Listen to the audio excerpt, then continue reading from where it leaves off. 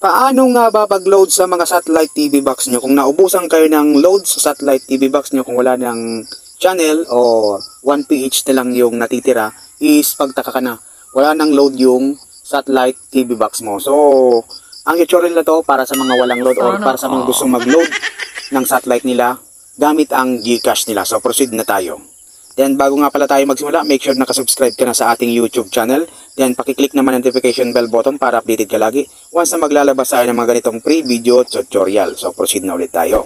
So, first, dapat may GCash ka. Kung wala ka naman GCash, pwedeng sa GCash ng kaibigan mo, kapatid mo, kamag-anak mo, o kapitbahay mo. Basta sundan mo tong procedure na to. Ituturo ko sa iyo step by step hanggang sa dulo. Tapusin mo para masundan mo at walang madaming tanong. So, first, punta tayo sa GCash. Then, maglalagin tayo dyan. Login muna tayo. At kailangan may legit na internet ka para makapag-load ka.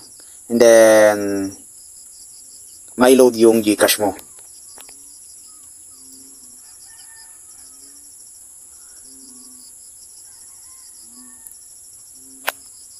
So, hintayin lang natin nag-loading.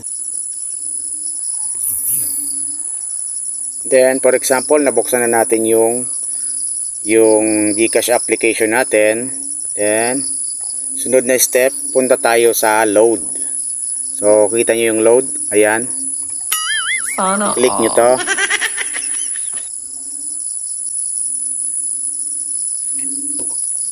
Then, nandito na tayo. Is, hanapin lang natin yung, nakikita nyo to, is ito. Non-telco. Mag-select lang tayo ng country natin is yung phone number natin ilalagay 09 for example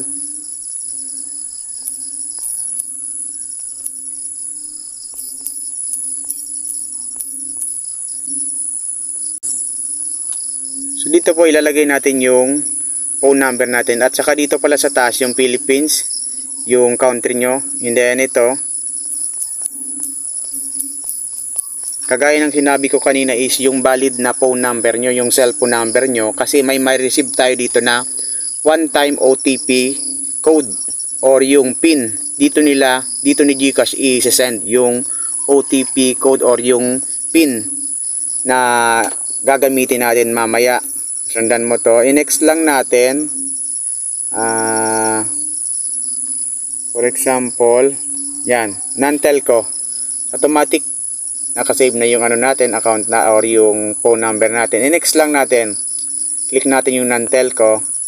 And then, dito is, mamimili ka na lang ng gusto mong i-load. So, dito tayo sa Pay TV. Ayan, meron silang Signal, GP Noise, Satellite. So, dahil yung gagamitin natin or i-register natin is yung itong 99 pesos lang is valid for 30 days siya. Ito yung i-click natin. At i-register natin ngayon. So, ayan. Then, click to buy. Click natin tong buy. Buy now. So, click natin tong buy now. And then, dyan na tayo mapupunta. Then, so, proceed. Pay. Proceed to pay. Yun. So, screenshot or download natin yung receipt in case of emergency. Ayan, download. So na-download na natin. So may marireceive tayo na OTP.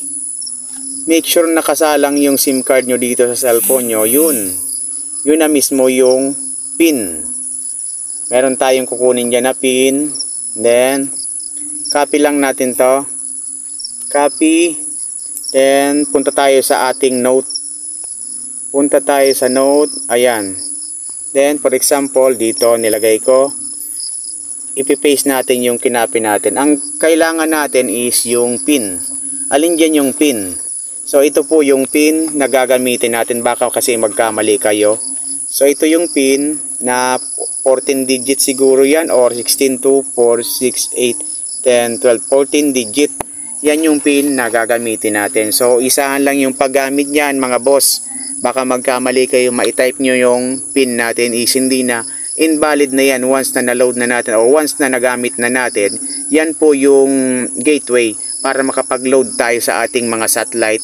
One time pin lang yan, isang purchase lang yan kada isang satellite box. Once na nagamit na natin, invalid na siya sa ibang mga TV box. So cancel natin. Punta tayo dito naman sa kay Google Chrome. So ito naman kay Google Chrome is magpo-proceed naman tayo sa next step natin. Then dito naman punta tayo sa my search engine. Search engine, lagay natin is yung Signal Web Loading Tool. I-type nyo lang loading tool. Yan. So Signal Web Loading Tool, search lang natin sa search engine. Then mapupunta tayo dito sa itong pinakangunahan. Ito yung kiklik nyo. Baka iba yung maklik nyo, yun. So dito na tayo magda-direct at i-click natin yan. So antay lang tayo kasi mag-redirect siya sa site ng Signal Web Loading Tool. Is may gagawin tayo dito. So hintayin lang natin mga boss para maloadan na natin yung mga satellite TV box natin. Ulitin ko, kung wala kayong GCash, pwede sa kaibigan, kapatid, or kamag-anak nyo, kapitbahay nyo, basta sundan nyo tong tutorial na to. Ito yung procedure. Hindi kayo magkakamali. Pag umpisa at saka sa dulo, pinanood nyo tong video na to, maloloadan nyo na yung mga satellite TV box nyo na ubos na yung load. So dito naman, nandito tayo mga boss. Yung prepaid, nandito na papasok yung prepaid. So nandito na yung papasok yung prepaid. Accept lang natin to. Ito yung prepaid account. Then ito naman yung PIN, yung kanina. Then yung prepaid account natin, yung sa mga magtatanong, anong prepaid account? Ang prepaid account mga boss is yung installer ng satellite nyo, kagaya nito, yung 8 digit siguro yan. Ayan o, 2, 4, 6 ito. Itong 8 digit. Ito yung binigay ng installer ng satellite nyo. Yan yung magsisilbing tawag doon yung account number nyo. So kokopyahin lang natin tong account number mga boss. Kopyahin na 8 digit yan. Dito natin ipipaste prepaid account number. Ayan, i-paste natin. Then dito yung PIN, yung kaninang sinabi ko, yung na-receive natin yung PIN, itong 14 digit naman, doon natin siya i-paste. I-copy natin, then paste natin dito. Then ayan, next step is ito naman, kokopyahin lang natin tong generate new image. So nakikita nyo yan, so make sure tama yung paka-generate nyo. So mandali lang yun naman yan sundan. B R X 6 tapos B. So pag ganyan, click lang natin tang submit. Ayan o, submit lang natin to mga boss. Ayan o.